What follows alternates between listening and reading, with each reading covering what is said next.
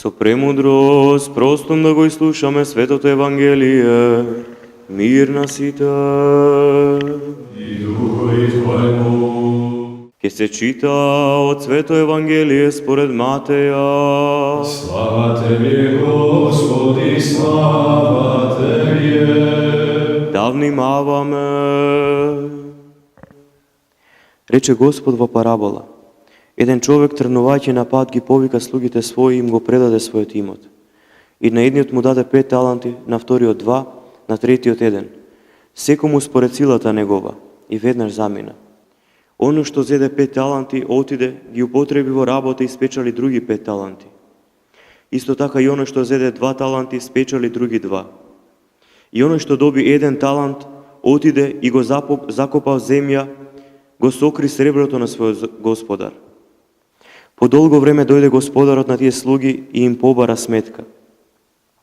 И кога пристапи оној што беше примил 5 таланти, донесе уште други 5 и рече: Господаре, ти ми предаде 5 таланти, ете сум спечалил други 5. Господарот му рече: Убаво, добар и верен слуго, во малку си бил верен, над многу ќе те поставам. Влези во радоста на својот господар. Дојде исто така и оној што беше примил 2 таланта и рече: Господаре, ти ми предаде 2 таланта, ете со нив спечалив други 2. Господарот му рече: Убаво, добар и верен слуго, во малку си бил верен, над многу ќе те поставам. Влези во радоста на својот господар. Пристапи и оној што беше зел 1 талант и рече: Господаре, те знаев дека си жесток човек, жнееш каде што не си сеел и собираш каде што не си веел. Па се уплашив и отидов, та го сокрив твојот талант в земја. Ете ти го твоето. А господарот му одговори и рече: Лукав и мрзлив слуго, ти знаеш дека жнеам каде што не сум сеел и собирам каде што не сум веел. Затоа требаше моето сребро да го дадеш на трговците, па јас кога ќе дојдам, ќе си го прибарам своето со добивка.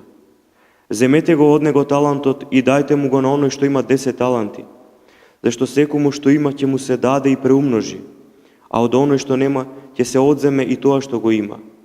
А лошиот слуга фрлете го во крајна темнина, таму ќе биде плач и крцкање со заби. Откако го рече тоа, извика: Кој има уши да слуша, нека чуе. Слава Тебе, Господи, слава Тебе.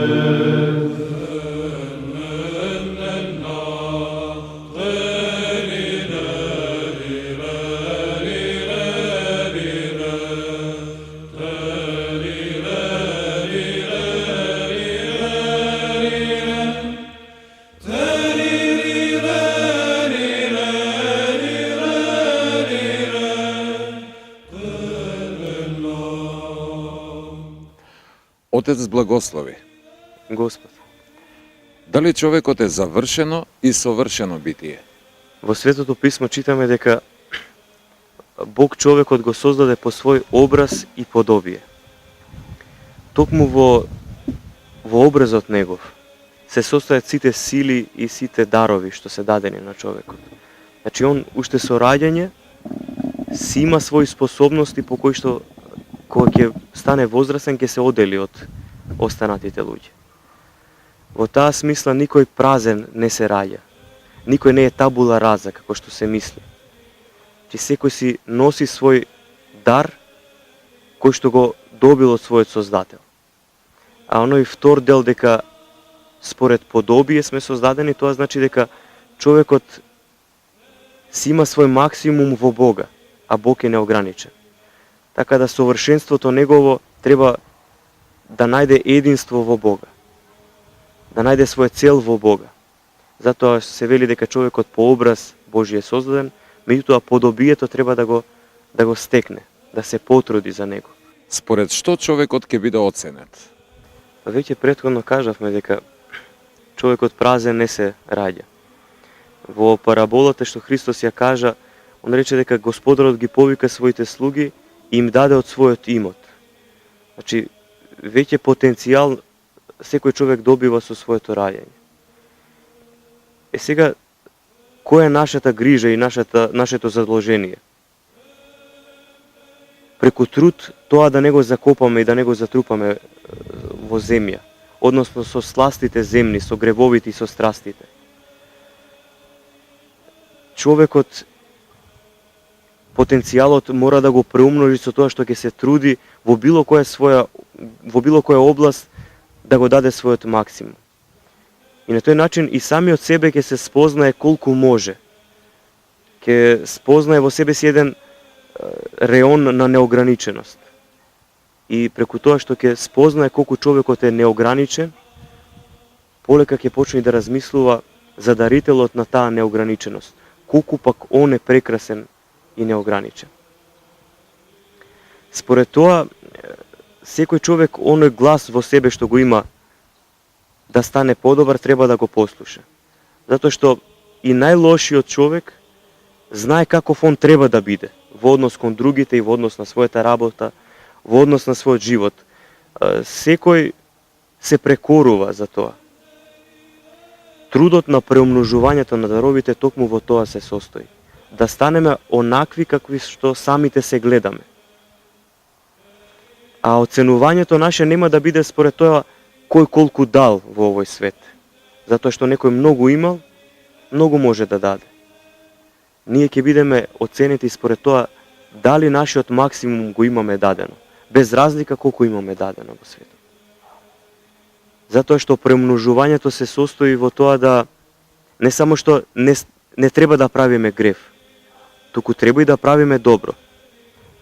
Па во таа смисла греши и оној кој што може да прави добро, а не прави добро поради мрзливост. Каде треба да бидат принесени сите наши добра? Сиот наш труд треба да се принесе на литургија.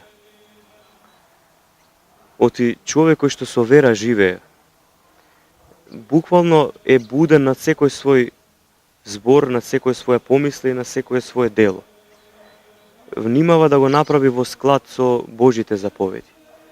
Што значи си наоѓа една смисла во своето постоење. И тој човек кој ќе дојде на литургија, кој ќе застане пред Бога, преку молитвите на оној кој што е избран како свештеник, тој сите своји добрини ги пренесува на олтарот Божи, затоа што престолот што е во црквата, во исто време е престол овдека на земјата, исто така и на небото. Тој сопостои. Односно му е пандан на небесниот престол. И сите молитва, сите дарови кои ќе ги дадеме свештеникот да ги принесе, ние ги потоа примаме како воздар, како вратен дар од Бога. Тој ги прима како нешто богоугодно од нас, ги осветува и ги преумножува. Затоа литургијата, неделната литургија посебно, е центар на нашето неделно постоење. Се што сме сработиле има смисла. Затоа и Бог, откако ќе види дека не себично се нему му даваме, Он нема да го задржи тоа како некој деспот, се за себе, како данок. Туку како несебичен создател, тој пак истото тоа преумножено ќе ни го даде. За да еден ден ги слушнеме зборовите негови: добар и верни слуго, влези во радоста на својот Господар. Амин.